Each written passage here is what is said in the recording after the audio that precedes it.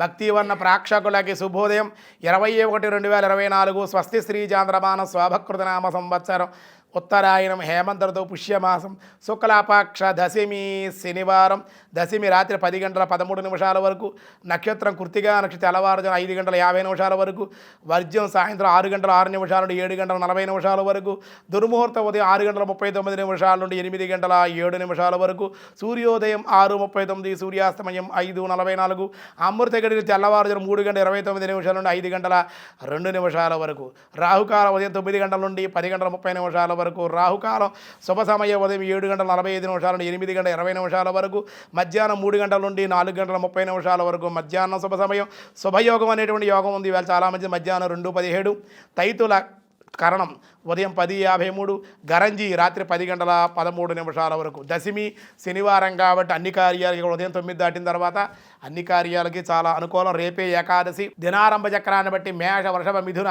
కర్కాటక రాశి వారికి అత్యంత అనుకూలంగా ఉంది.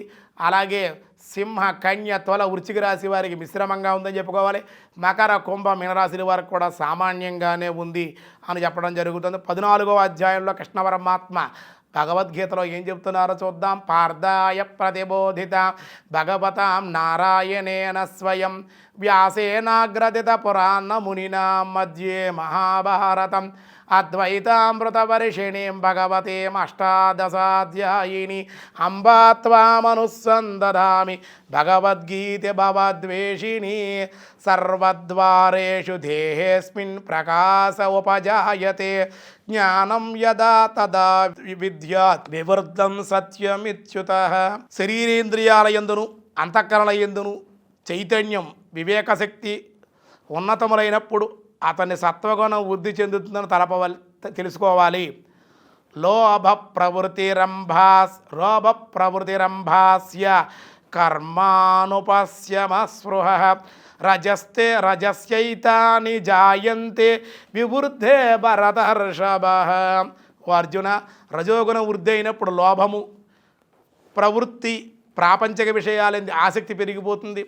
స్వార్థబుద్ధితో సకామభావంతో కర్మాచరణలు అశాంతి విషయాల్లో లోభము లాలస అనునవి ఉత్పన్నమగుతూ ఉంటాయి.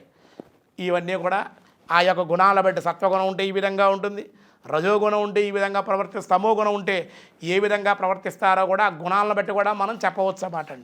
ఈరోజు స్వస్తి, మిగతా విషయాలు రేపు చూద్దాం.